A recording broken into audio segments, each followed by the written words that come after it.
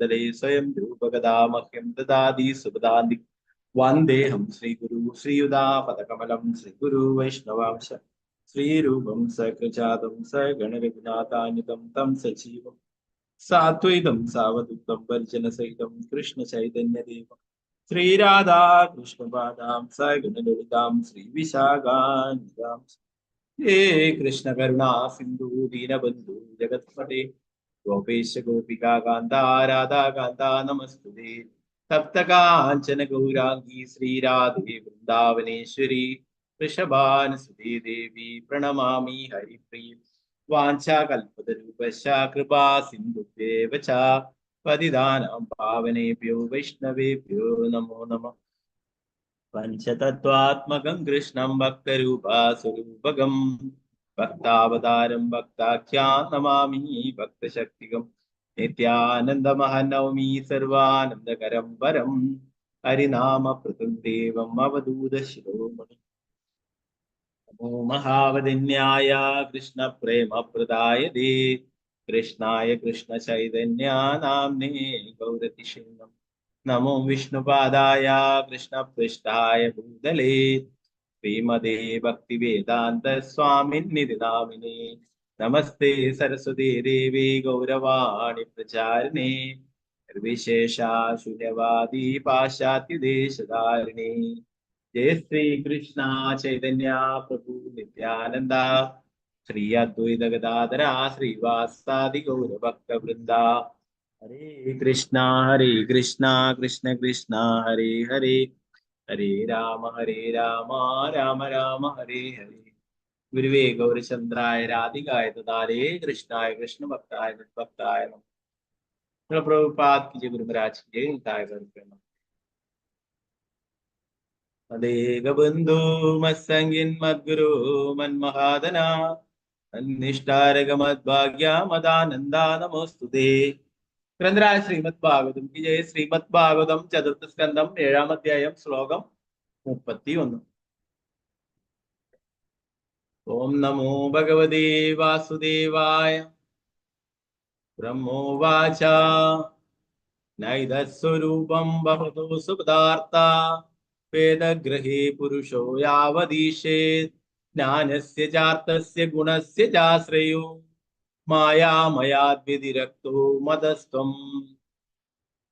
ഇവിടെ യാ എന്നൊരു തെറ്റായിട്ടാണ് കൊടുത്തിട്ടുള്ളത്, മതസ്ത്വം എന്നാണ് ഈ അവസാനത്തെ വരിയിൽ. കേട്ടോ, ബ്രഹ്മോവാചൈതസ്വരൂപം ഭവതോ സുപദാർത്ഥ വേദഗ്രഹേ പുരുഷോ യാവദീശേത് ജ്ഞാനസ്യ ചാർത്ഥസ്യ ഗുണസ്യ ചാശ്രയോ മായാമയാദ്വിതിരക്തോ യത് മതസ്ത്വം. മായാമയത് വിധിരക്തോ മതസ്ത്വം. ഓക്കെ, നമുക്ക് ചൊല്ലാം. എല്ലാവരും ശ്രദ്ധിച്ചാൽ മതി. അവസാനത്തെ ലൈനില് അവസാനത്തെ വേർഡ് യാ അല്ല, അവിടെ മാ ആണ് വേണ്ടത്. മതസ്ത്വം എന്നുള്ളത്, മത എന്ന് പറയുന്നത് സംബന്ധിച്ച് ത്വം പറയുന്നത്. ഓം നമോ ഭഗവതേ വാസുദേവായ. ഓം നമോ ഭഗവതേ വാസുദേവായ. ബ്രഹ്മോവാച നൈതസ്വരൂപം ഭവതോ സുപദാർത്ഥ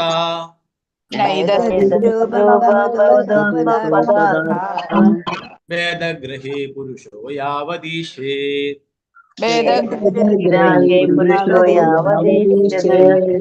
ജ്ഞാനസ്യ ചാർത്ഥസ്യ ഗുണസ്യ ചാശ്രയോ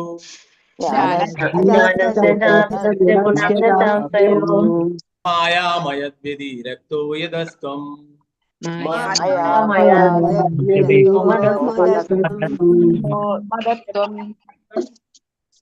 ബ്രഹ്മോവാച നൈതസ്വരൂപം ഭവതോ സുപദാർത്ഥ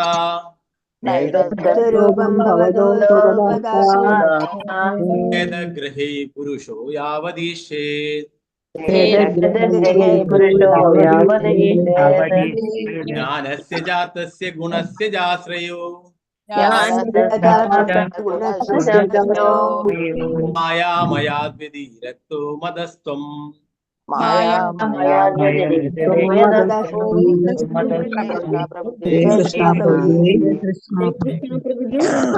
ഹരേ കൃഷ്ണ. ഒരാളായി ചൊല്ലുകയുള്ളൂ. മാലതി ശ്യാമദേവദാസ് മാതാജി. ഹരേ കൃഷ്ണ. ഹരേ കൃഷ്ണ പ്രഭുജി. ഹരേ കൃഷ്ണ. ഓം നമോ ഭഗവതേ വാസുദേവായ. ബ്രഹ്മോവാച നൈതത്സ്വരൂപം ഭവതോऽസൗ പദാർത്ഥ വേദഗ്രഹൈ പുരുഷോ യാവദീക്ഷേത് ജ്ഞാനസ്യ ചാർത്ഥസ്യ ഗുണസ്യ ചാശ്രയോ മായാമയാദ് വ്യതിരിക്തോ മദസ്ത്വം. ഹരേ കൃഷ്ണ പ്രഭുജി. ഹരേ കൃഷ്ണ. നിർമ്മല മാതാജി ചൊല്ലുകയുള്ളൂ. ഹരേ കൃഷ്ണ പ്രഭുജി. ഹരേ കൃഷ്ണ.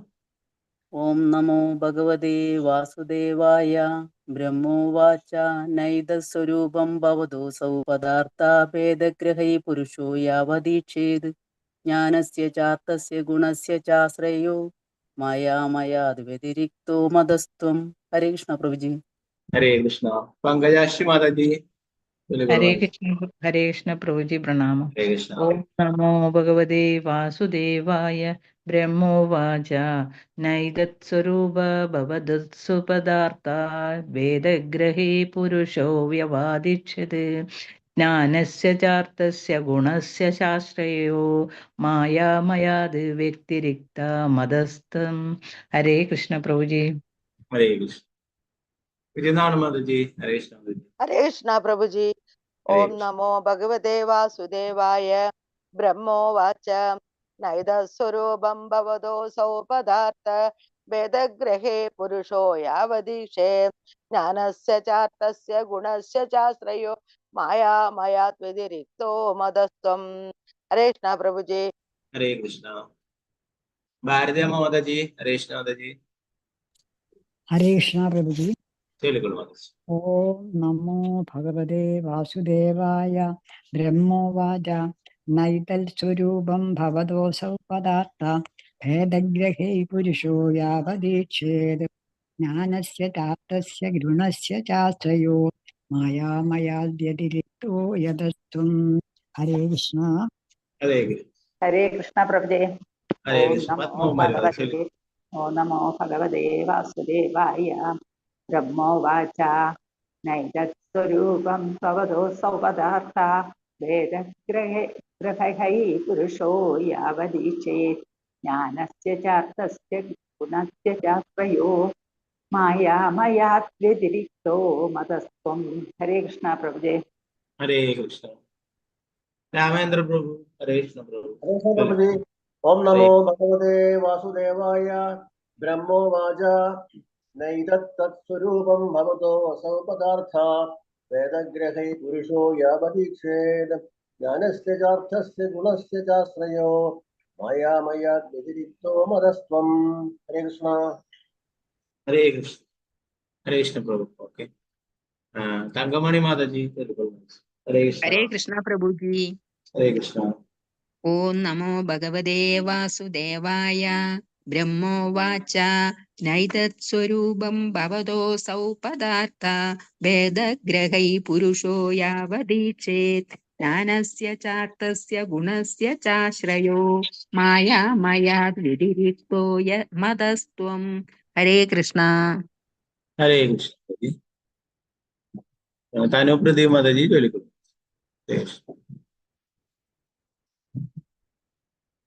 ഹരേ കൃഷ്ണ. തനുപ്രതി മാതാജി. ഹരേ കൃഷ്ണ പ്രഭുജി. ഹരേ കൃഷ്ണ. ഓം നമോ ഭഗവതേ വാസുദേവായ. ബ്രഹ്മോവാച നൈതസ്വരൂപം ഭവതോऽസൗ പദാർത്ഥ ഭേദഗ്രഹൈ പുരുഷോ യാവദീക്ഷേത് ജ്ഞാനസ്യ ചാർത്ഥസ്യ ഗുണസ്യ ചാശ്രയോ മായാമയാദ്വ്യതിരിക്തോ യദസ്ത്വം. ഹരേ കൃഷ്ണ പ്രഭുജി. ഹരേ കൃഷ്ണ. ജമല പ്രസന്ന മാതാജി ചൊല്ലുക. ഹരേ കൃഷ്ണ പ്രഭുജി. ഓം നമോ ഭഗവതേ വാസുദേവായ. ബ്രഹ്മോവാച നൈതസ്വരൂപം ഭവതോऽസൗ പദാർത്ഥ വേദൈഗ്രഹൈ പുരുഷോ യാവദീക്ഷേത് ജ്ഞാനസ്യ ചാർത്ഥസ്യ ഗുണസ്യ ചാശ്രയോ മായാമയാദ് വ്യതിരിക്തോ യദ്മദസ്ത്വം. ഹരേ കൃഷ്ണ പ്രഭുജി. ഹരേ കൃഷ്ണ. ശോഭ മാതാജി ചൊല്ലുക. ഹരേ കൃഷ്ണ. ഹരേ കൃഷ്ണ. ഓം നമോ ഓം तत्स्वरूपं भवतो पदार्थ वेदगृहे पुरुषो यावदीशेत् ज्ञानस्य चार्थस्य गुणस्य चाश्रयो मायामयातिरिक्तो मदस्त्वम्। प्रभुजी हरे कृष्णा। इंदुमुखी माता जी चलो। कृष्णा हरे कृष्ण प्रभु जी, प्रणाम प्रभु जी। हरे कृष्णा। ओम नमो भगवते वासुदेवाय। ब्रह्मोवाच नैदस्वरूपं भवतो स्वभार्था भेदग्रहै पुरुषो यावदीक्षेत् ज्ञानस्य चाप्तस्य गुणस्य चाश्रयो मायामयाद् व्यतिरिक्तो वदस्त्वम्। हरे कृष्ण प्रभु जी। हरे कृष्णा। सावित्री कृपा श्रीदेवी दास माता जी चलो। हरे कृष्ण प्रभुजी, प्रणाम हरे प्रभुजी। कृष्णा। हरे कृष्णा। ओम नमो भगवते वासुदेवाय। ब्रह्मोवाच नैदस्वरूपं भवतो स्वपदार्थ भेदग्रहे पुरुषो यावदीशेत् ज्ञानस्य चार्थस्य गुणस्य चाश्रयो मायामयत्वतिरिक्तो यद् मदस्त्वम्। हरे कृष्ण प्रभुजी।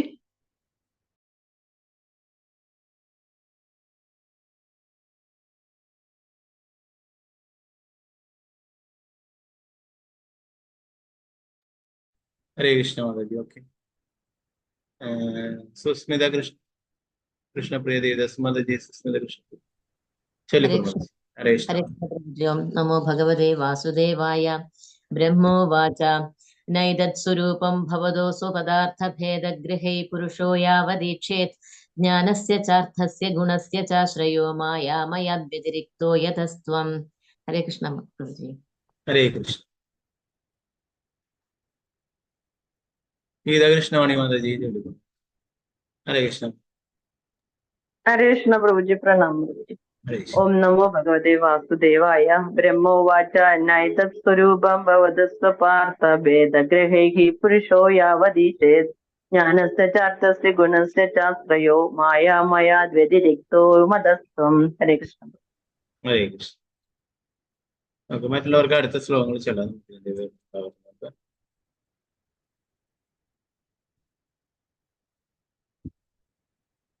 ബ്രഹ്മവാച ബ്രഹ്മ പറഞ്ഞു അല്ല ഏത് ഇത് സ്വരൂപം ശാശ്വത രൂപം ഭവതഃ അങ്ങയുടെ അസൗ മറ്റേത് പദ അർത്ഥ അറിവ് ഭേദവ്യത്യാസം ഗ്രഹൈഹി നേടുന്നതിനാൽ പുരുഷ വ്യക്തി യാവത് അതുവരെ ഈഷേത് കാണുവാൻ ആഗ്രഹിക്കുക ജ്ഞാനസ്യ ജ്ഞാനത്തിന്റെ ച അതും അർത്ഥസ്യ വസ്തുവിന്റെ ഗുണസ്യ ജ്ഞാനത്തിന് വേണ്ട ഉപകരണങ്ങളുടെ ച അതുകൂടി ആശ്രയ അടിസ്ഥാനം മായാമയാത് ഭൗതിക ശക്തിയിൽ നിന്ന് നിർമ്മിച്ച വ്യതിരക്ത വ്യത്യസ്തം മത സംബന്ധിച്ച് വിവർത്തനം ഭാവാർത്ഥം ശ്രീലപ്രഭുപാദ്.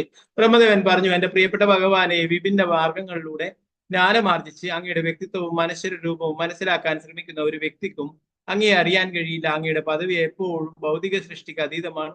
അതേസമയം സൈദ്ധാന്തികമായി അങ്ങയെ മനസ്സിലാക്കാനുള്ള യത്നം അവയ്ക്കുള്ള വസ്തുക്കളും ഉപകരണങ്ങളും എന്ന പോലെ തന്നെ ഭൗതികമാണ്. ഭാവാർത്ഥം ശ്രീലപ്രഭുപാദ്.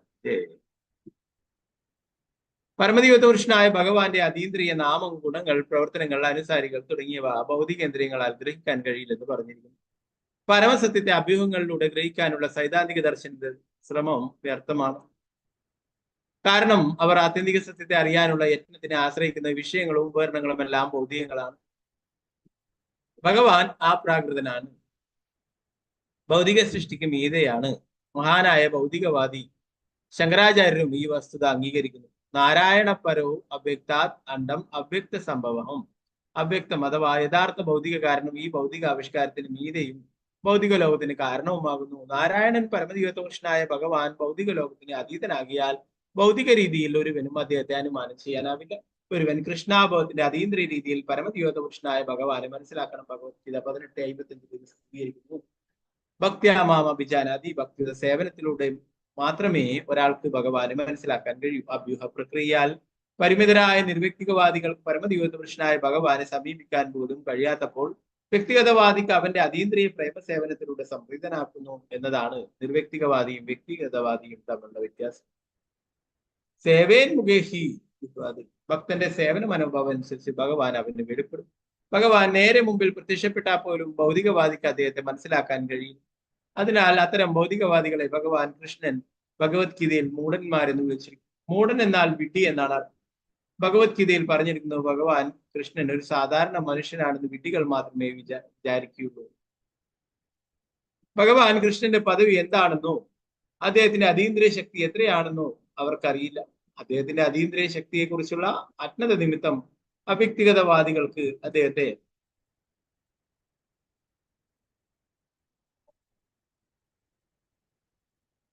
നഷ്ടമാകുമ്പോൾ ഭക്തർക്ക് അവരുടെ സേവന മനോഭാവത്താൽ അദ്ദേഹത്തെ മനസ്സിലാക്കാൻ കഴിയുന്നു.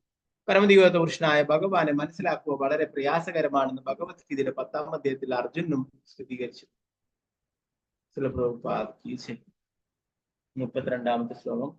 ഓം നമോ ഭഗവതേ വാസുദേവായ. ഇന്ദ്ര ഉവാച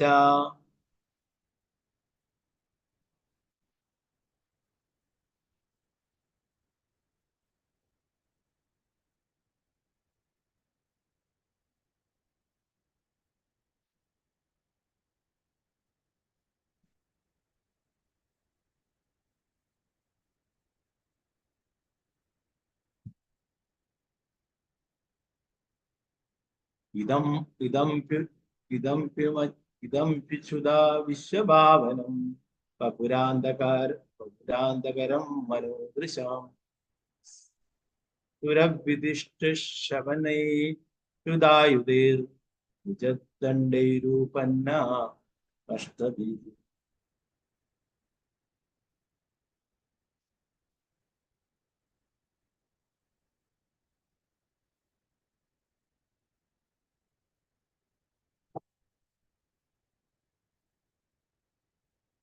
ഇദം അപ്യച്യുതാ വിഭസ്വഭാവനം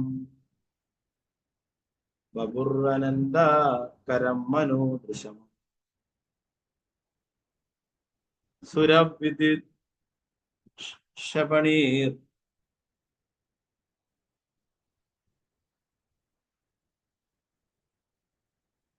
സുരവിദിഷ്ടപണൈർദായുധൈർ ജദണ്ഡൈരൂപൻ പന്നമഷ്ടഭിഃ.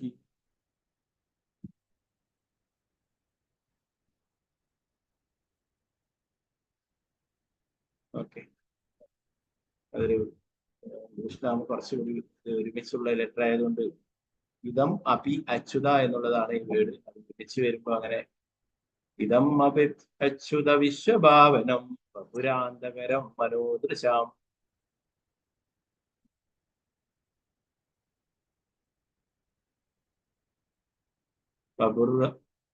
ബപുരാനന്ദകരം മനോദൃശാം സുരവിദിഷ്ടവനൈരുദായുധൈർ വിചാദണ്ഡൈരുപന്നമഷ്ടഭിഃ. ഓക്കെ, അതൊരുമിച്ചാകുമ്പോൾ ഒരു ചൊല്ലാനൊരു അത്ര പോരാ. ഓക്കെ, നേരത്തെ ചൊല്ലാൻ ബാക്കിയുള്ള ചോദിക്കും. വത്സലായ മാതാജി. ഹരേ കൃഷ്ണ. ഹരേ കൃഷ്ണ പ്രഭുജി. ഓം നമോ ഭഗവതേ വാസുദേവായ. ഇന്ദ്ര ഉവാച ഇദം വിശ്വഭാവനം ബപുരാനന്ദകരം മനോദൃശാം സുരവിദിഷ്ടശവനൈരുദായുധൈർ. ഹരേ കൃഷ്ണ പ്രഭുജി. കേൾക്കുന്നുണ്ട്? ഓക്കെ, മതജിക്ക് എന്തോ ഒരു നെറ്റ്വർക്കിന്റെ ചിലപ്പോ പ്രശ്നങ്ങളുണ്ട്. സാരല്ല, കുഴപ്പമില്ല. ശാരദാശി ഉപാസന ദേവിദാസ് മതജി ചൊല്ലിക്കോട്ടെ. ഹരേ കൃഷ്ണ. ഹരേ കൃഷ്ണ. ഓം നമോ ഭഗവതേ വാസുദേവായ. ഇന്ദ്ര ഉവാച ഇതമപ്യച്യുത വിശ്വഭാവനം ബപുരാനന്ദകരം മനോദൃശാം സുരവിദ്യുട് കലപടേരുദായുധേർഭുജഗണ്ഡേർവപന്നമഷ്ടഭിഃ. ഹരേ കൃഷ്ണ. ഹരേ കൃഷ്ണ. വത്സല ഗോപാലൻ മാതാജി ചൊല്ലിക്കോട്ടെ.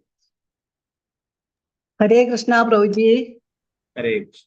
ഓം നമോ ഭഗവതേ വാസുദേവായ. ഇന്ദ്ര ഉവാച ഇതമച്യുത വിശ്വഭാവനം ബപുരാനന്ദകരം മനോദൃശാം സുരവിദിഷ്ടപദൈരുദായുധൈർ ഭുജദണ്ഡൈരുപവന്നമഷ്ടഭി. ഹരേ കൃഷ്ണ പ്രഭുജി. ഹരേ കൃഷ്ണ. വസന്ത മാതാജി ചൊല്ലിക്കോട്ടെ. ഹരേ കൃഷ്ണ. ഹരേ കൃഷ്ണ പ്രഭുജി. ഹരേ കൃഷ്ണ. ഓം നമോ ഭഗവതേ വാസുദേവായ. ഇന്ദ്ര ഉവാച ഇതമപ്യച്യുത വിശ്വഭാവനം വപുരാന്തകരം മനോദൃശാം സുരവിദിഷ്ടശബണൈരുദായുധൈർഭുജ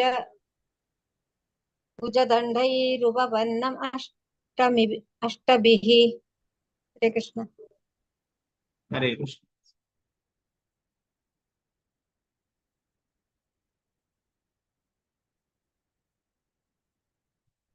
അനന്തകുമാരി മാതാജി തെലുഗു. ഹരേ കൃഷ്ണ. ഹരേ കൃഷ്ണ പ്രഭുജി. ഹരേ കൃഷ്ണ. ഓം നമോ ഭഗവതേ വാസുദേവായ. ഇന്ദ്ര ഉവാച ഇതമപ്യച്യുത വിശ്വഭാവനം വപുരാന്തകരം മനോദൃശാം സുരവിദ്യുക്ഷപണൈരുദായ യുദ്ധൈർ ഭുജദണ്ഡൈരുപപന്നമഷ്ടഭി. ഹരേ കൃഷ്ണ പ്രഭുജി.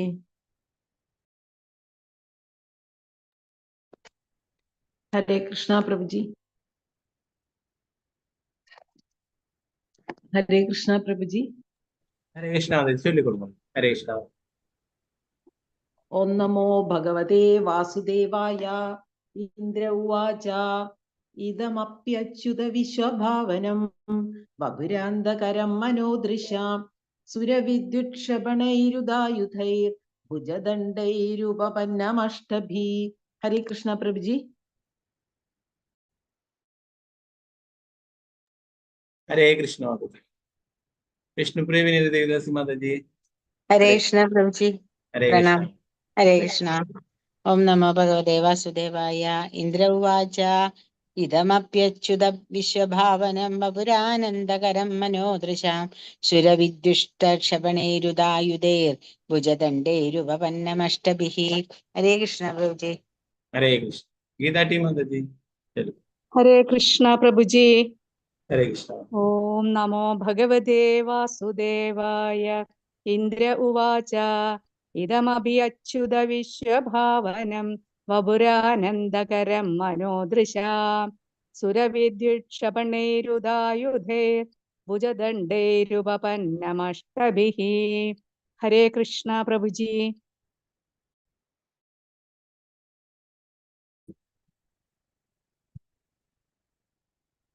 ശോഭപ്രതി മാതാജി. ചൊല്ലിക്കൊടുക്കണം. ഹരേ കൃഷ്ണ. ഹരേ കൃഷ്ണ പ്രഭുജി. ഓം നമോ ഭഗവതേ വാസുദേവായ. ഇന്ദ്ര ഉവാച ഇതമപ്യച്യുത വിശ്വഭാവനം വപുരാനന്ദകരം മനോദൃശാം സുരവിദിഷ്ടക്ഷപണൈരുദായുധൈർ ഭുജദണ്ഡൈരുപപന്നമഷ്ടഭിः. ഹരേ കൃഷ്ണ. ഹരേ കൃഷ്ണ. ഹരേ കൃഷ്ണ. ശ്രീജയജി മാതാജി. ചൊല്ലിക്കൊടുക്കണം. ഹരേ കൃഷ്ണ. ഹരേ കൃഷ്ണ പ്രഭുജി. ഹരേ ഓം കൃഷ്ണ. നമോ ഭഗവതേ വാസുദേവായ. ഇന്ദ്ര ഉവാച ഇതമപ്യച്യുത വിശ്വഭാവനം വപുരാനന്ദകരം മനോദൃശാം സുരവിദ്വിക്ഷപണൈരുദായുധൈർ ഭുജദണ്ഡരുപപന്നമഷ്ടഭിः. ഹരേ കൃഷ്ണ പ്രഭുജി. ഹരേ കൃഷ്ണ. നമുക്ക് ഇതിന്റെ നോക്കാം.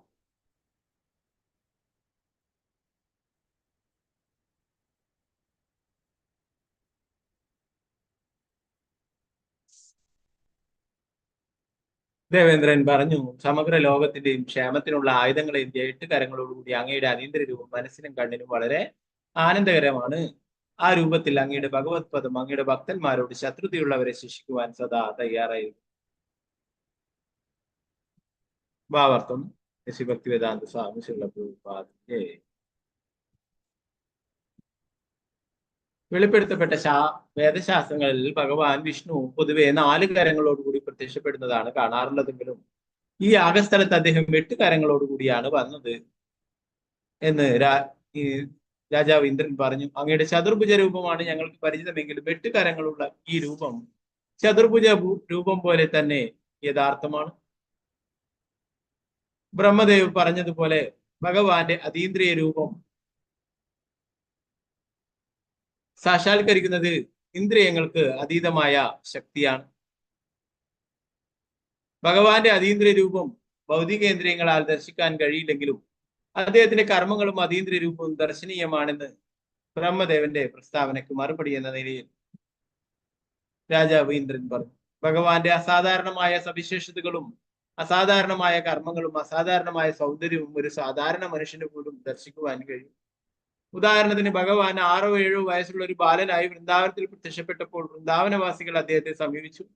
അവിടെ ധാരമുറിയാതെ പെയ്തുകൊണ്ടിരുന്ന വിരമഴ മൂലം ജനങ്ങൾ കഷ്ടപ്പെടുന്നത് കണ്ട ഭഗവാൻ തന്റെ ഇടത് കൈയുടെ ചെറുവിരലാൽ ഗോവർദ്ധനഗിരിയെ 7 ദിവസം മുഴുവൻ ഒരു കുട പോലെ ഉയർത്തിപ്പിടിച്ച് വൃന്ദാവനവാസികളെ മഴയുടെ ആഘാതമേൽക്കാതെ രക്ഷിച്ചു.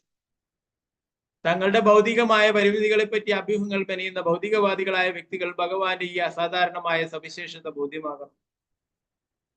പരീക്ഷണാർത്ഥത്തിലുള്ള ദർശനമാക്കുന്നതാണ് ഭഗവാന്റെ ഈ കർമ്മം. പക്ഷെ ഭൗതികവാദികൾ അദ്ദേഹത്തിന്റെ വ്യക്തിത്വത്തിൽ വിശ്വസിക്കില്ല. എന്തുകൊണ്ടെന്നാൽ അവർ അവരുടെ വ്യക്തിത്വവുമായി താരതമ്യപ്പെടുത്തിയാണ് ഭഗവാന്റെ വ്യക്തിത്വത്തെ കുറിച്ച് പഠിക്കുന്നത്. ഭൗതിക ലോകത്തിലെ ഒരു മനുഷ്യനെ ഒരു മല ഉയർത്താൻ കഴിയാത്തത് കൊണ്ട് ഭഗവാനും അതിന് കഴിയില്ലെന്ന് അവർ വിശ്വസിക്കുന്നു. ശ്രീമദ് ഭാഗവത്തിലെ പ്രസ്താവനകളെ കേവലം ദൃഷ്ടാന്ത കഥകളായി കാണുന്ന അവർ അവയെ അവരുടേതായ താല്പര്യങ്ങളോടെ വ്യാഖ്യാനിക്കാൻ മുതിരുകയും ചെയ്യുന്നു. മഹാന്മാരായ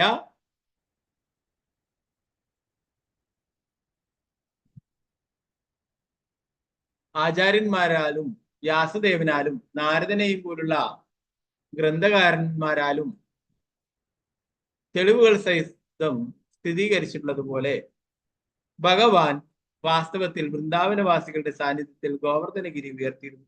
ഭഗവാനെ സംബന്ധിച്ചുള്ള എല്ലാം അദ്ദേഹത്തിന്റെ കർമ്മങ്ങളും ലീലകളും അസാധാരണ സവിശേഷതകളും അതേ രൂപത്തിൽ അംഗീകരിക്കണം. അപ്രകാരം ചെയ്യുന്ന പക്ഷം നമ്മുടെ ഇപ്പോഴത്തെ ബദ്ധാവസ്ഥയിൽ പോലും നമുക്ക് ഭഗവാനെ മനസ്സിലാക്കാൻ കഴിയും.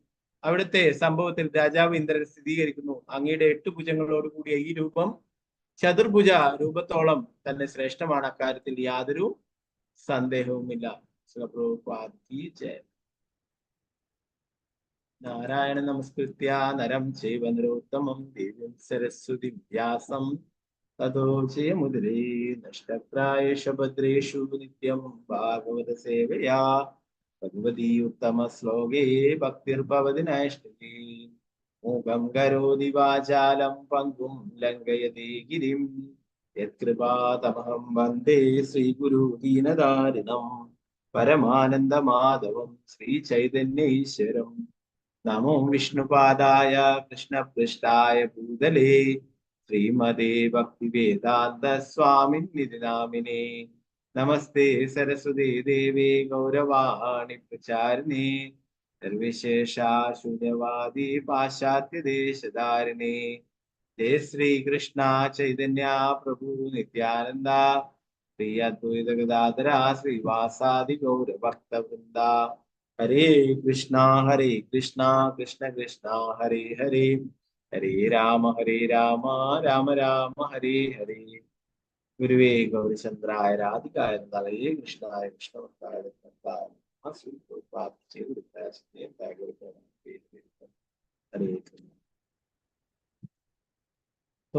ഭഗവാൻ ഇവിടെ പ്രത്യക്ഷനായപ്പോൾ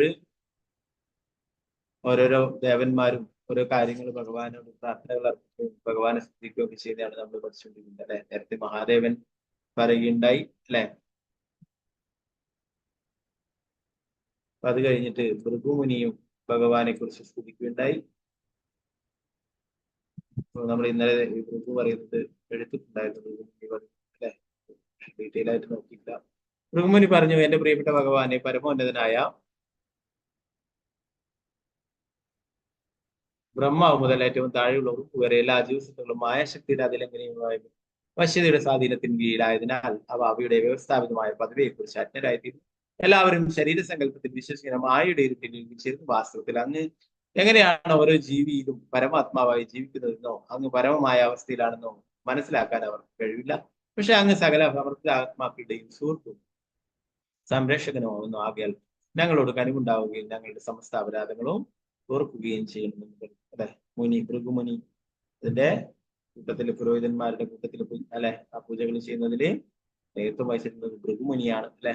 അപ്പോ ആ ഭൃഗുമുനിയും മഹാദേവനെ നിന്ദിക്കുകയും അല്ലെ യജ്ഞത്തിന്റെ ഭാഗം സമർപ്പിക്കാതിരിക്കുകയൊക്കെ ചെയ്തപ്പോൾ ഭൃഗുമുനിയും എതിർത്തൊന്നും തന്നെ ശബ്ദിച്ചില്ല. അപ്പോ ഭൃഗുമുനി ചെയ്തതും തെറ്റ് തന്നെയാണ്. അപ്പൊ ഭൃഗുമുനിയും സമസ്ത അപരാധങ്ങളും പൊറുക്കാനായിട്ട് പറയുന്നു.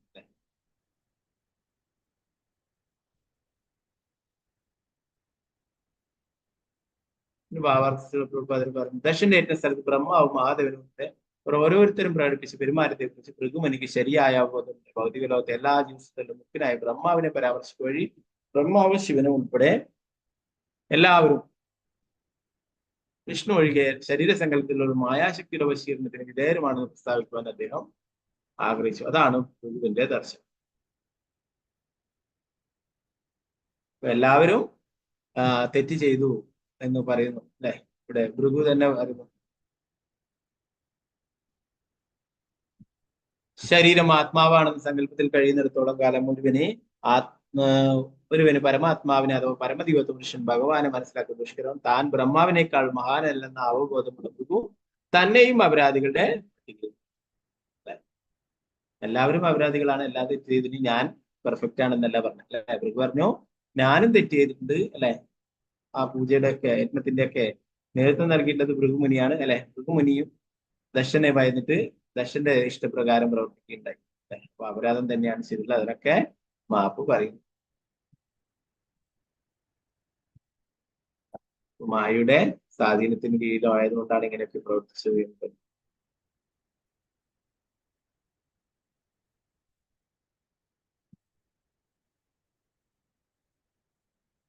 മോചിപ്പിക്കപ്പെടുവാൻ ഒരുവൻ ഈശ്വരന്റെ അകാരണമായ കാരുണ്യത്തെ അല്ലാതെ സ്വന്തം ശക്തി അല്പം പോലും ആശ്രയിക്കരുത്. കൃഷ്ണാബോധത്തിലുള്ള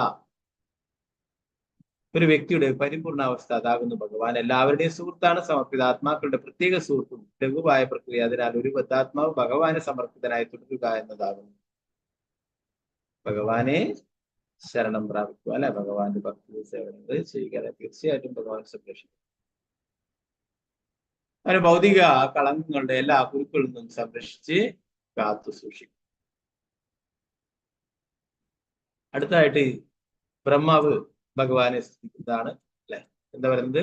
ബ്രഹ്മദേവൻ പറഞ്ഞു, എന്റെ പ്രിയപ്പെട്ട ഭഗവാനെ വിഭിന്ന മാർഗങ്ങളിലൂടെ ജ്ഞാനം ആർജിച്ച് അങ്ങയുടെ വ്യക്തിത്വവും മനസ്സിന്റെ രൂപവും മനസ്സിലാക്കാൻ ഒരു വ്യക്തിക്കും അങ്ങയെ അറിയാൻ കഴിയില്ല. അങ്ങയുടെ പദവി എപ്പോഴും ഭൗതിക സൃഷ്ടിക്ക് അതീതമാണ്. അതേസമയം സൈദ്ധാന്തികമായി അങ്ങയെ മനസ്സിലാക്കാനുള്ള യത്നം അവയ്ക്കുള്ള വസ്തുക്കളും ഉപകരണങ്ങളും എന്ന പോലെ എല്ലാം പോകും. നേരത്തെ തന്നെ ബ്രഹ്മാവ് പറഞ്ഞിട്ടില്ലേ, എനിക്ക് അങ്ങയെ കുറിച്ചിട്ട് ഒന്നും തന്നെ മനസ്സിലാക്കാനായിട്ട് സാധിച്ചില്ല എന്ന്. നമ്മൾ നേരത്തെ ഭാഗവതത്തിലുള്ള ശ്ലോകത്തിലും പറഞ്ഞിട്ടില്ലേ, ജാനന്തു ഏവ ജാനന്തു എന്ന ആ ശ്ലോകത്തിൽ പറയുന്നത് എന്താണ്? ബ്രഹ്മാവ് പറയുന്നത് എല്ലാവരും പറയുന്നു എനിക്കറിയാം കൃഷ്ണനെ, എനിക്കറിയാം എന്ന് പറഞ്ഞാൽ എന്നാൽ ഞാൻ പറയുന്നത് എനിക്ക് മനസ്സുകൊണ്ടോ വാക്കുകൊണ്ടോ ശരീരം കൊണ്ടോ അല്ലെ, മനസ്സോ വക്സോ വാചോ അല്ലെ, അങ്ങയുടെ വൈഭവങ്ങൾ മനസ്സിലാക്കാനായിട്ട് സാധിക്കില്ല എന്ന് എല്ലാവരും പറയുന്നു. അങ്ങനെ പറഞ്ഞോട്ടെ എന്ന്.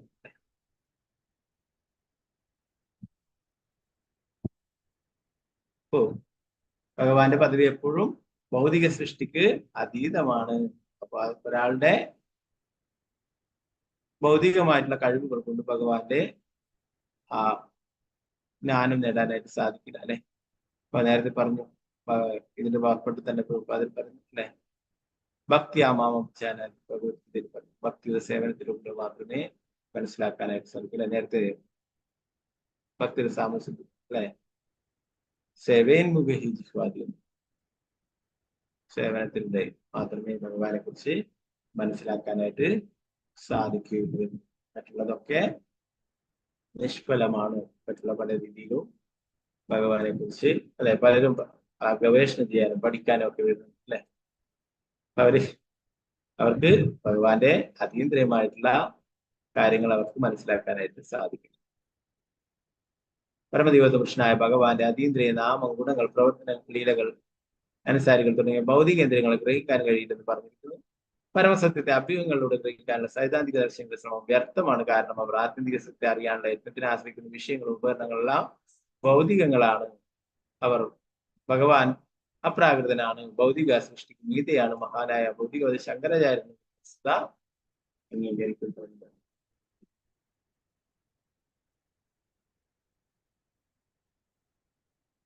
നാരായണോപരാ വ്യക്താത് അണ്ടം അവ്യക്ത സംഭവം അവ്യക്തം അഥവാ യഥാർത്ഥ ഭൗതികാരണമിൽ ഭൗതികാവിഷ്കരണത്തിന് മീതയും ഭൗതിക ലോകത്തിന് കാരണവുമാകും നാരായണൻ പരമദിവ്യപുരുഷനായ ഭഗവാൻ ഭൗതിക ലോകത്തിന് അതീതനാകിയാൽ ഭൗതിക രീതിയിൽ ഒരുവനും അദ്ദേഹത്തെ അനുമാനം ചെയ്യാനാവില്ല. ഒരുവൻ കൃഷ്ണാബോധത്തിന്റെ അതീന്ദ്രിയ രീതിയിൽ പരമദിവ്യപുരുഷനായ ഭഗവാനെ മനസ്സിലാക്കണം. ഭഗവത്ഗീത 18:55 സ്ഥിരീകരിച്ചിട്ടുണ്ട്. ഭക്തിയാമാമം ജാന, ഭക്തിയുത സേവനത്തിലൂടെ മാത്രമേ ഒരാൾക്ക് ഭഗവാനെ മനസ്സിലാക്കാനായിട്ട് കഴിയുള്ളൂ. ഭഗവാന്റെ ഭക്തിയുത സേവനം ചെയ്യുന്ന ഒരാൾക്ക് ഭഗവാൻ സ്വയം വെളിപ്പെടുത്തി കൊടുക്കും. അല്ലെ?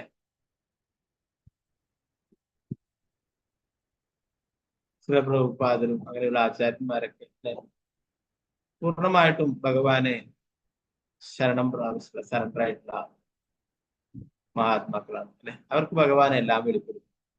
ഭഗവാൻ നേരിട്ട് ദർശനം നൽകും. അത് മറ്റുള്ളവർ പറഞ്ഞു കഴിഞ്ഞാല് അവര് വിശ്വസിച്ചു എന്ന് പറഞ്ഞു വരില്ല അല്ലെ.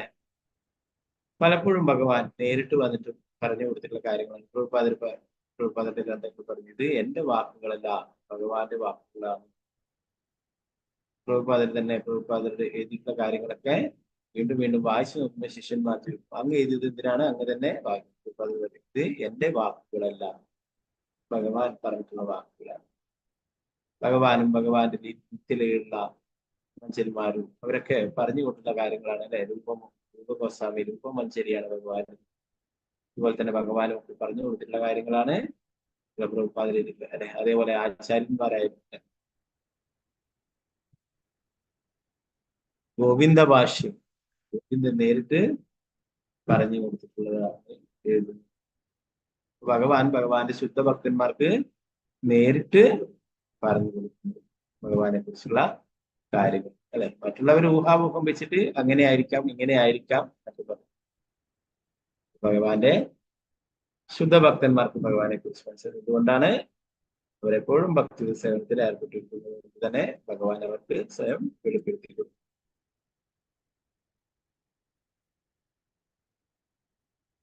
അവ്യൂഹ പ്രക്രിയയാൽ പരിമിതരായ നിർവ്യക്തിവാദിക്ക് പരമധികൃഷ്ണനായ ഭഗവാനെ സമീപിക്കുവാൻ പോലും കഴിയാത്തപ്പോൾ വ്യക്തിഗതവാദിക്ക് അവന്റെ അതീന്ദ്രിയ പ്രേമസേവനത്തിലൂടെ സംപ്രീതനാണ് എന്നതാണ് നിർവ്യക്തിവാദിയും വ്യക്തിവാദിയും തമ്മിലുള്ള വ്യത്യാസം. പ്രേമാഞ്ജനച്ഛുരിത ഭക്തി വിരോചനേന സന്തസദൈവത്തേഷിതോ കേന്ദ്രി യം ശ്യാമസുന്ദരമജിതസ്വരൂപം പുരുഷം.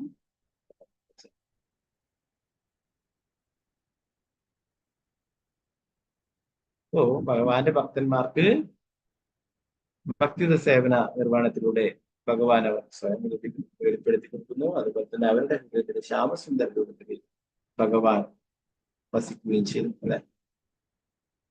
മറ്റുള്ളവരൊക്കെ കഠിന പരിശ്രമം ചെയ്യുന്ന ഭഗവാന്റെ ഒരു ദർശനം ലഭിക്കുവാനുണ്ട് അല്ലെ. എന്നാൽ ഭക്തന്മാര് നിഷ്പ്രയാസം ഭക്തിയുത സേവനത്തിലൂടെ ഭഗവത് കാരുണ്യം നേടിയെടുക്കുകയും ചെയ്യും. സേവേൻമുഖി ഭക്തന്റെ സേവന മനോഭാവം അനുസരിച്ച് ഭഗവാൻ അവർ വെളിപ്പെടും. ഭഗവാൻ നേരെ മുമ്പിൽ പ്രത്യക്ഷപ്പെട്ടാൽ പോലും ഭൗതികവാദികൾ അദ്ദേഹത്തെ മനസ്സിലാക്കാൻ കഴിയില്ല.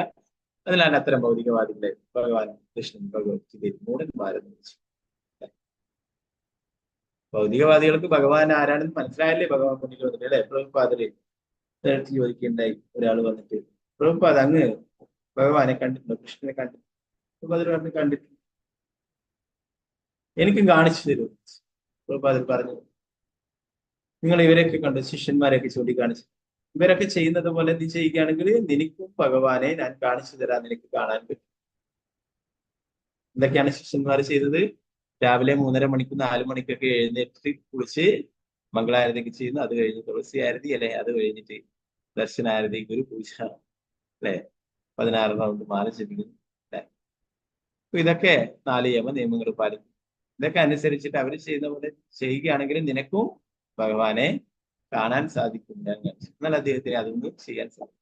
ഇതൊന്നും എനിക്ക് ചെയ്യാൻ സാധിക്കില്ല, എനിക്ക് ഭഗവാനെ കണ്ടു അല്ലെ. ഭഗവാനെ കണ്ടു കഴിഞ്ഞാൽ നിനക്ക് അറിയണ്ടെങ്കിൽ ആദ്യം ഭഗവാൻ ആരാണെന്ന് നീ മനസ്സിലാക്കണം അല്ലെ.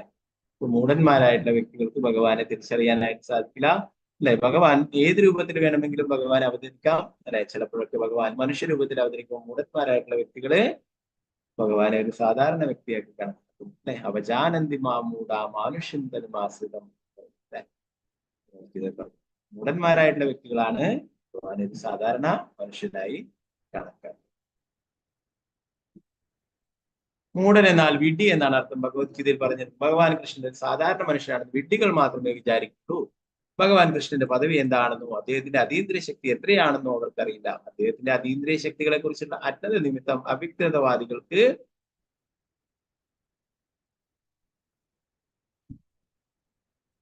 അദ്ദേഹത്തെ നഷ്ടമാകുമ്പോൾ ഭക്തർക്ക് അവരുടെ സേവന മനോഭാവത്താൽ അദ്ദേഹത്തെ മനസ്സിലാക്കാൻ കഴിയുന്നു. പരമതി കൃഷ്ണനായ ഭഗവാനെ മനസ്സിലാക്കുക വളരെ പ്രയാസകരമാണെന്ന്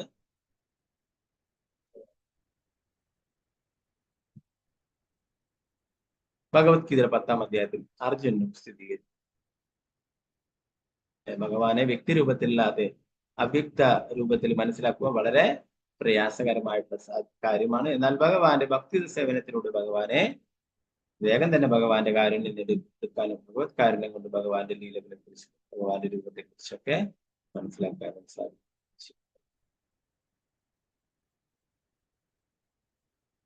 അടുത്ത ശ്ലോകത്തിൽ ഇന്ദ്രൻ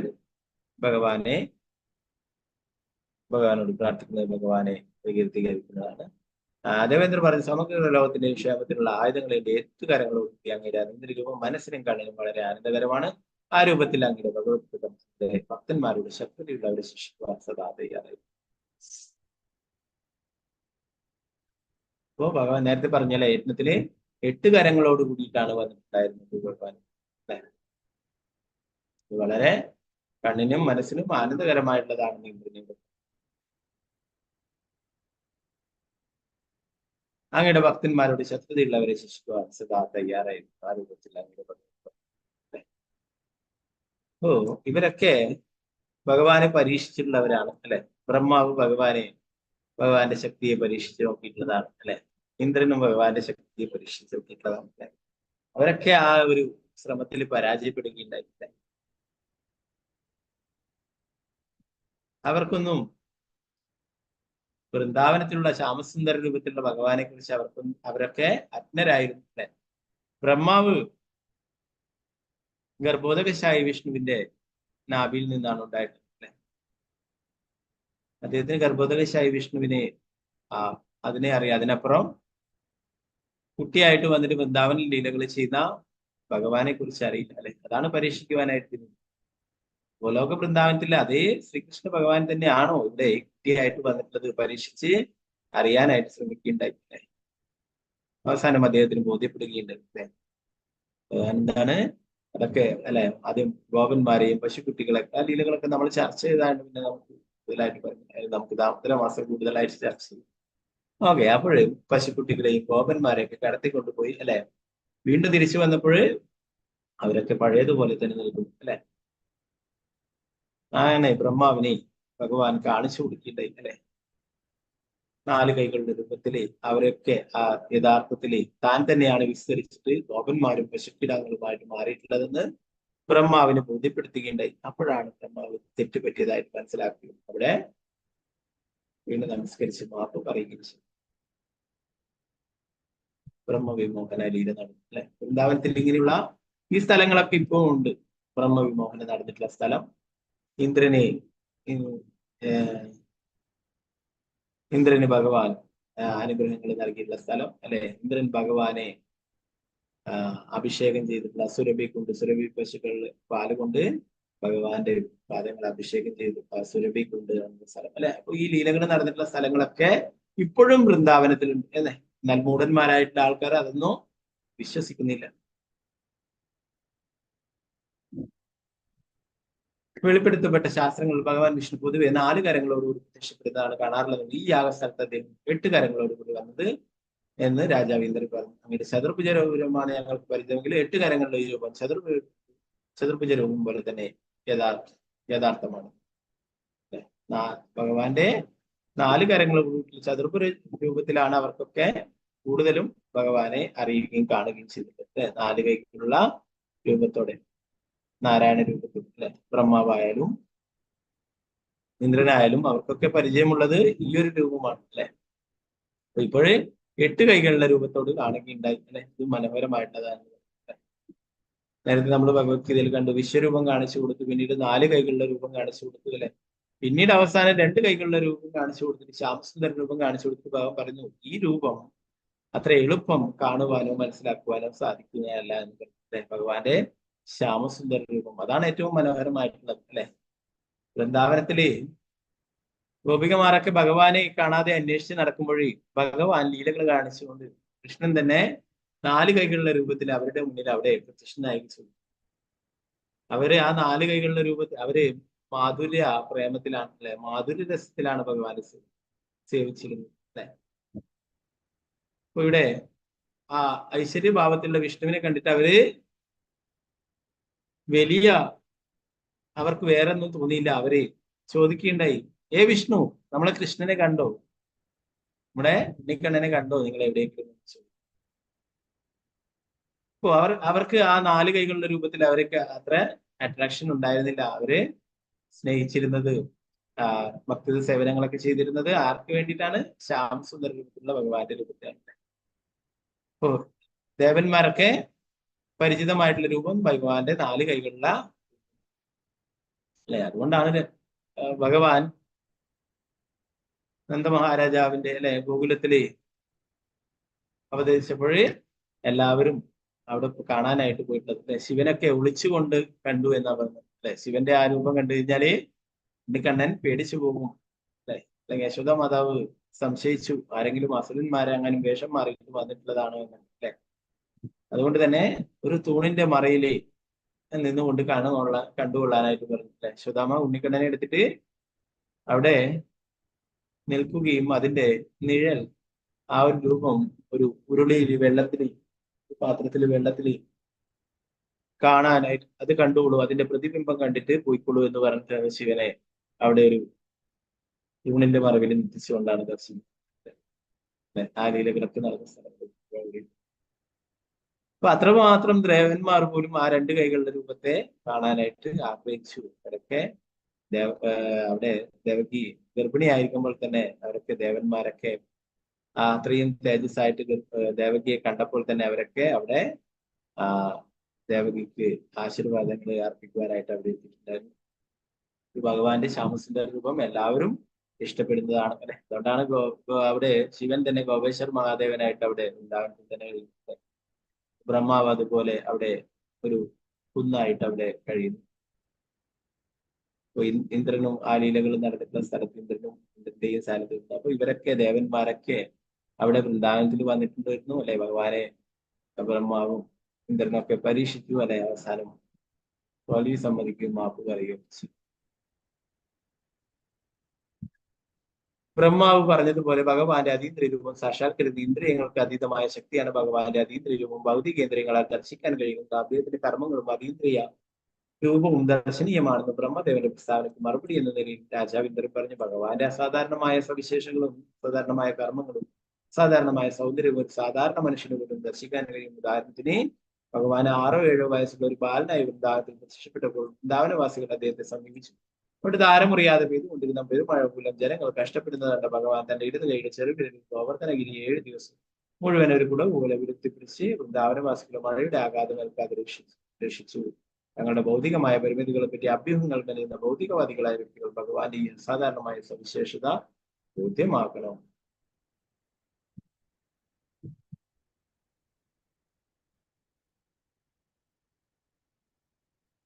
അപ്പോ ഇന്ദ്രൻ പറയുന്നത് ഭഗവാന്റെ അതീന്ദ്രിയമായിട്ടുള്ള ലീലകളും രൂപവും ഒക്കെ സാധാരണ മനുഷ്യന് പോലും ദർശിക്കുവാൻ കഴിയും. വൃന്ദാവനത്തിലുള്ളവർക്കൊക്കെ ഭഗവാന്റെ ആ മനോഹരമായിട്ടുള്ള രൂപം ദർശിക്കുവാൻ അല്ലെ, ഭഗവാന്റെ കൂടെ ലീലകൾ ചെയ്യാൻ വേണ്ടി അതാണ് ശ്രീമദ് ഭാഗവതൻ ബ്രഹ്മാവതന് പറഞ്ഞു. അഹോഭാഗ്യം അഹോഭാഗ്യം നന്ദഗോപ വജയഗോസം എൻ മിത്രം പരമാനന്ദം പൂർണ്ണം ബ്രഹ്മ സനാതനം. ആ പൂർണ്ണ ബ്രഹ്മനായിട്ടുള്ള സനാതനമായിട്ടുള്ള ഭഗവാൻ ഇവിടെ വൃന്ദാവനത്തില് നന്ദമഹാരാജാവിന്റെയും യശോദരയും പുത്രനായിട്ട് അവതരിച്ചിരുന്നു. അവരെ എത്ര ഭാഗ്യവാന്മാരാണെന്ന്. അഹോഭാഗ്യം അഹോഭാഗ്യം. നന്ദമഹാരാജാവും യശോദാമിയൊക്കെ എത്ര ഭാഗ്യവാന്മാരാ. അതുപോലെ അവരുടെ കൂടെ കളിക്കുന്ന സഖമാരെ കൂട്ടുകാരെ അവരൊക്കെ എത്ര ഭാഗ്യവാന്മാരാണെന്ന് ബ്രഹ്മാവ് പറയും. അവർക്കൊക്കെ എപ്പോഴും ഭഗവാൻ അവരുടെ കൂടെ തന്നെ ഉണ്ടായിരുന്നു അല്ലെ. ഓ, ഭഗവാന്റെ അതീന്ദ്രിയമായിട്ടുള്ള ആ ലീലകൾ കാണാൻ അവർക്കൊക്കെ സാധിച്ചിരുന്നു. എന്നാൽ അവര് ഗോപന്മാരൊക്കെ അവരില് ഒരുവനായിട്ടാണ് ഭഗവാനെ കണ്ടിരുന്നത് അല്ലെ. പരമദിവ്യ പുരുഷനായിട്ടുള്ള ഭഗവാനായിട്ടല്ല അല്ലെ. എന്നിട്ടും അവര് അത്രയേറെ ഭഗവാനെ സ്നേഹിച്ചിരുന്നു അല്ലെ. നമ്മളൊക്കെ ഭഗവാൻ പരമദിവ്യ പുരുഷനാണെന്ന് കൊണ്ടാണ് നമ്മൾ പ്രണാമങ്ങൾ അർപ്പിക്കുന്നതും ഭഗവാനെ പ്രാർത്ഥനകൾ അർപ്പിക്കുന്നതും ഭഗവാനെ ഭക്തിത സേവനങ്ങളൊക്കെ ചെയ്യും അല്ലെ. അവരങ്ങനെ വിചാരിച്ചിട്ടല്ല, അവരുടെ കൂട്ടുകാരനായി അവരുടെ ഇന്ദ്രനും എന്താ പറയാ മറ്റുള്ളവർ വന്നിട്ട് നിങ്ങളുടെ കൃഷ്ണനുണ്ടല്ലോ അവൻ ഭഗവാനാണെന്ന് പറയുമ്പോൾ ഗോപന്മാരൊക്കെ പ്രായബുദ്ധിച്ചിരിക്കും. അവനോ നമ്മുടെ കൂട്ടുകാരനോ അല്ലെ? അവരൊരിക്കലും ഭഗവാനെ പരമദിവ്യത്വ പുരുഷനായിട്ട് കണ്ടിട്ടല്ല അവർ സ്നേഹിച്ചിരുന്നു. ആത്മാർത്ഥമായിട്ട് അവർ സ്നേഹിച്ചിരുന്നു. വൃന്ദാവനവാസികളെല്ലാം തന്നെ അത്രയും സ്നേഹിച്ചിരുന്നു. അവര് വേറെ യാതൊരു ഉദ്ദേശവുമില്ലാതെ അല്ലെ നിഷ്കളങ്കമായിട്ടായിരുന്നു അവരുടെ സ്നേഹം. ഭഗവാനും അതുപോലെ തന്നെ അവരെ അത്രമാത്രം സ്നേഹിച്ചിരുന്നു അല്ലെ. അതുകൊണ്ടാണ് ഇന്ദ്രനൊരു ചെറിയൊരു ലീലകൾ കാണിച്ചപ്പോൾ ഭഗവാൻ അല്ലെ അത്രയും 7 വയസ്സുള്ളപ്പോൾ അല്ലെ ഭഗവാൻ ഈ ലീല ചെയ്തിട്ടുള്ളത്. 7 വയസ്സുള്ള ഒരു ചെറിയ കുട്ടിയാണ് അവർക്ക് വൃന്ദാവനവാസികൾക്ക് അല്ലെ, അവരുടെ കൂട്ടുകാരുടെ കൂടെ കളിക്കുന്ന അല്ലെ ചെറിയ കുട്ടി. ഇപ്പോ ഭഗവാനായ ഇടത് വിരലിൽ ഗോവർദ്ധന പർവ്വതത്തെ എടുത്തുയർത്തിയപ്പോൾ ഗോപന്മാരൊക്കെ ഓരോ വടികളൊക്കെ വെച്ചിട്ട് അല്ലെ ആ ലീലയിലെ ഫോട്ടോ കണ്ടു കഴിഞ്ഞാൽ നമുക്ക് മനസ്സിലാക്കും അല്ലെ. ചില സ്ഥലങ്ങളിലൊക്കെ അതിന്റെ ഒരു ഉണ്ടാക്കി വെച്ച് ആ രൂപം ഉണ്ടാക്കി വെച്ചിട്ടുണ്ട്. പ്രേമന്തിട്ട് മറ്റുള്ള സ്ഥലങ്ങൾ ചില സ്ഥലങ്ങൾ അവരൊക്കെ ഗോപന്മാരൊക്കെ പോയിട്ട് ഒരു വടി എടുത്തിട്ട് കുത്തിപ്പിടിക്കുകയുണ്ടായി അല്ലെ. ഭഗവാന്റെ കയ്യിൽ നിന്നോ അതങ്ങനെ ചെരിഞ്ഞ് താഴെ വീണാലോ എന്ന് വിചാരിച്ചിട്ട് എല്ലാ ഗോപന്മാരും പോയിട്ട് അവരുടെ കയ്യിലുള്ള ഓരോ വടി അല്ലെ, പശുക്കളെ മേയ്ക്കുന്ന അവരുടെ കയ്യിൽ വടികളൊക്കെ ഉണ്ടാവും പശുവിനെ എടുക്കാൻ അല്ലെ. അതൊക്കെ വെച്ചിട്ട് 4 ഭാഗം എല്ലാ ചുറ്റിലും നിന്നിട്ട് അവരൊക്കെ കുത്തിപ്പിടിക്കുന്നുണ്ട്. ഭഗവാൻ ഇത് അവരെ ഒന്ന് ബോധ്യപ്പെടുത്തുവാനായിട്ട് ഭഗവാൻ ഒന്ന് ചെറുങ്ങനെ ആ വിരലൊന്ന് ചെറിയതായിട്ടൊന്ന് താഴ്ത്തിക്കുണ്ടായി. എല്ലാം വടിയൊക്കെ കുത്തിയിട്ട് താഴേക്ക് വീഴുന്ന പോലെയാകും. അപ്പൊ അവര് വിചാരിക്കുന്നത് ഞങ്ങളൊക്കെ വടിയൊക്കെ വെച്ചതുകൊണ്ടാണ് അവർ നിൽക്കുന്നത് അല്ലെ. അപ്പോ അങ്ങനെ ഭഗവാനെ അത്രയധികം സ്നേഹിച്ചിരുന്നു. അപ്പൊ ഭഗവാന്റെ അതീന്ദ്രിയമായിട്ടുള്ള ശക്തി മറ്റുള്ളവർക്ക് അങ്ങനെ ബോധ്യമാവില്ല. ഭഗവാൻ ചെയ്തിട്ടില്ലല്ലേ അല്ലെ. ഇന്നത്തെ കാലത്ത് ധാരാളം ഇങ്ങനെയുള്ള ആൾക്കാരെ കാണാം ദൈവമായിട്ട് പറഞ്ഞു നടക്കുന്ന ആൾ ദൈവങ്ങളായിട്ടൊക്കെ അല്ലെ. ഞാൻ ദൈവം അല്ലെ. ദൈവമാണെങ്കിലും ഭഗവാനാണെങ്കിലും ഇങ്ങനെയുള്ള അതീന്ദ്രിയമായിട്ടുള്ള ലീലകളൊക്കെ സാധിക്കും അല്ലെ. അവിടെ വൃന്ദാവനത്തിലുള്ള ഗോവർദ്ധനത്തിലുള്ള ഒരു കല്ലെടുത്തിട്ട് പോലും ഒക്കുവാൻ സാധിക്കില്ല അങ്ങനെയുള്ളവർക്ക് അല്ലെ. എന്നാൽ ഭഗവാൻ ഇത്രയും വലിയ ഗോവർദ്ധന പർവ്വതത്തെ ഒരു കുട പോലെ എടുത്തു പിടിച്ചിട്ട് അല്ലെ, ഒരു എന്താ പറയാ ഒരു കൂണൊക്കെ എടുത്ത് പൊന്തിച്ച പോലെയാണ് ചെറിയ എന്താ പറയാ അതുപോലെ ഒരു കുട പിടിച്ച പോലെ ഭഗവാൻ 7 പകലും 7 രാത്രിയും ഗോവർദ്ധനത്തെ എടുത്തുയർത്തി വൃന്ദാവനവാസികളൊക്കെ ഇന്ദ്രന്റെ ആ പെരുമഴയിൽ നിന്നും പ്രളയത്തിൽ നിന്നും രക്ഷിക്കുകയുണ്ടായി. ഓ ഇതൊക്കെ കണ്ടിട്ടാണ് പിന്നീട് ഇന്ദ്രൻ ഭഗവാന്റെ അടുത്ത് വരികയും മാപ്പ് പറയുകയും അല്ലെ ഭഗവാനെ അഭിഷേകം ചെയ്യുകയും.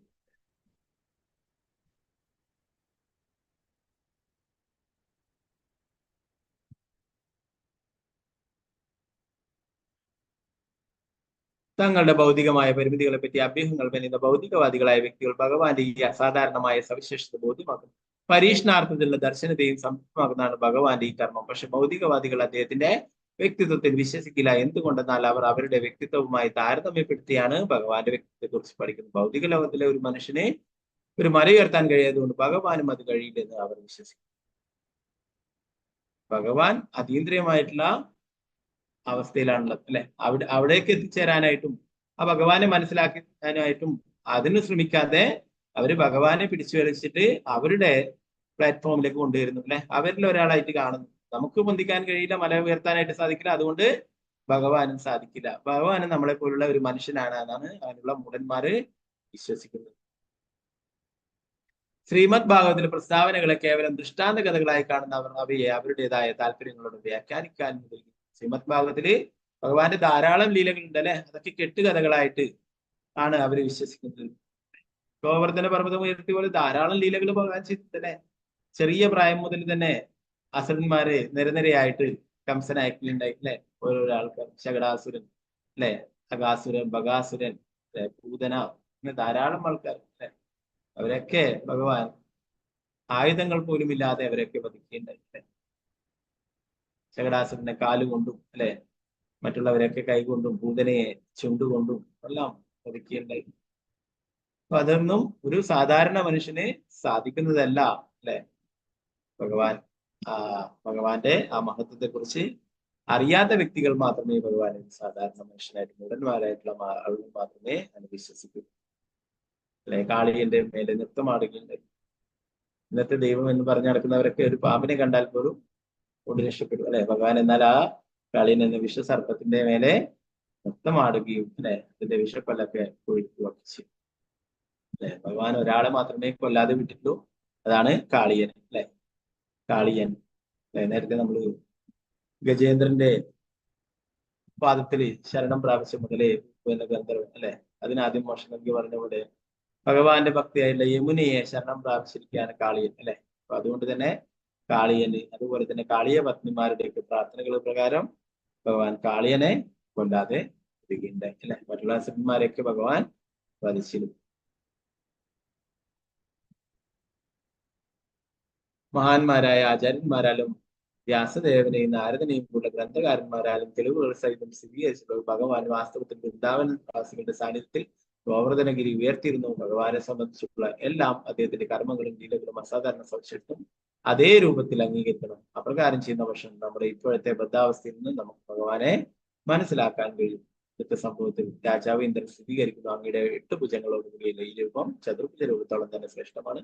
അക്കാര്യത്തിൽ യാതൊരു സന്ദേഹമില്ല. അതിൽ പറയുന്നു, എല്ലാവരും ആചാര്യന്മാരും അല്ലെ മറ്റുള്ളവരും ഒക്കെ ആ പരമ്പരയിലുള്ള എല്ലാവരും തന്നെ തെളിവുകൾ സഹിതം പറഞ്ഞിട്ടുണ്ട്. കൃഷ്ണൻ പരമദിവ്യത്വ കൃഷ്ണനാണ്. ഭഗവാന്റെ അതീന്ദ്രിയമായിട്ടുള്ള ശക്തിയെ കുറിച്ചിട്ടും ഭഗവാൻ നടത്തിയിട്ടുള്ള ലീലകളെ കുറിച്ചിട്ടൊക്കെ അല്ലെ ഈ ഭഗവാൻ ഗോവർദ്ധന ഉയർത്തി എന്ന് പറയുന്നത് വെറും കെട്ടുകഥയല്ല. വൃന്ദാവനത്തിനെ എല്ലാവരും ഇത് കണ്ടിട്ടുള്ളതാണ്. എല്ലാവരും ആ ലീലകള് പങ്കെടുത്തിട്ടുള്ളവരാണ്. അല്ലെ പലരും അവിടെ ഉണ്ടായിരുന്നു. എല്ലാവരും മഴയിൽ നിന്ന് രക്ഷപ്പെടാൻ, പ്രളയത്തിൽ നിന്ന് രക്ഷപ്പെടുവാൻ ഭഗവാന്റെ അടുത്ത് ചേർന്ന് നിന്നതാണ്. അല്ലെ അവരൊക്കെ കണ്ടിട്ടുള്ളതാണ്. അല്ലാതെ ഇങ്ങനെ ഒരു കെട്ടുകഥയല്ല. അല്ലെ അങ്ങനെ ധാരാളം ലീലകൾ, അതിലൊക്കെ ഭഗവാന്റെ കൂടെ ധാരാളം ആൾക്കാർ പങ്കെടുത്തിട്ടുണ്ട്. അല്ലെ അപ്പോ ഇന്നത്തെ പോലെ എന്തെങ്കിലും ഒരു മാജിക് കാണിച്ചിട്ട് ഞാൻ ഭഗവാനാണെന്ന് പറയുന്നതല്ല.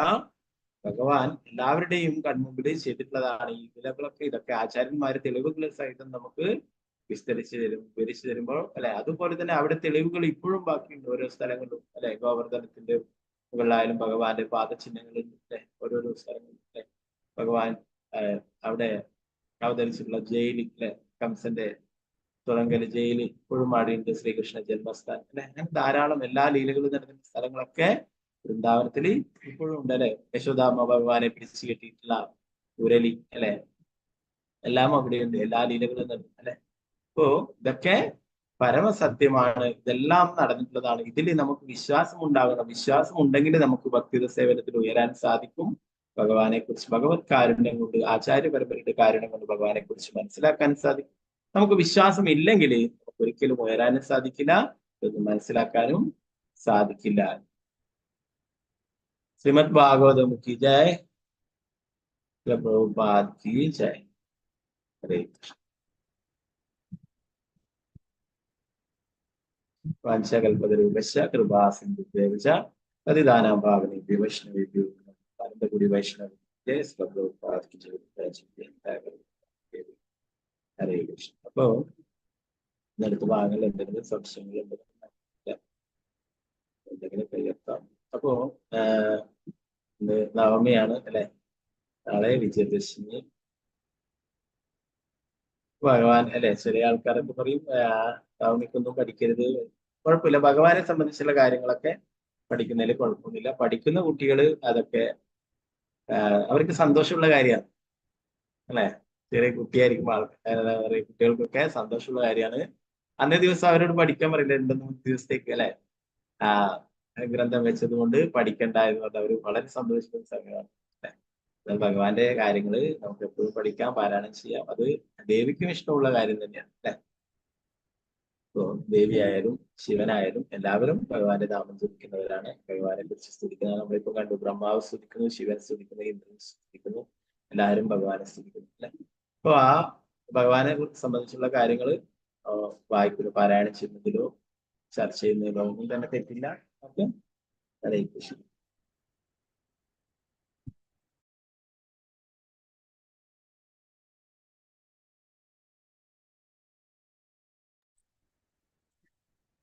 ഹരേ കൃഷ്ണ. ഹരേ കൃഷ്ണ. ഓക്കെ, ഹരേ കൃഷ്ണ. നാളെ ഇപ്രാവശ്യം വിദ്യാരംഭം ചെയ്യുന്നതാണ് ജഗന്നാഥ്. അപ്പൊ എല്ലാവരും അനുഗ്രഹം വേണം. നാളെ നമ്മൾ പാചക അമ്പലത്തില് മധ്വാചാര്യരുടെ ജന്മസ്ഥലത്ത് ജഗന്നാഥന്റെ വിദ്യാരംഭം ചെയ്യാണ് നാളെ. എല്ലാവരുടെ പ്രാർത്ഥനയും ജഗന്നാഥൻ ഉണ്ടാണോ? ഹരേ കൃഷ്ണ. ഹരേ കൃഷ്ണ. ഹരേ കൃഷ്ണ. ഹരേ കൃഷ്ണ. ഹരേ കൃഷ്ണ.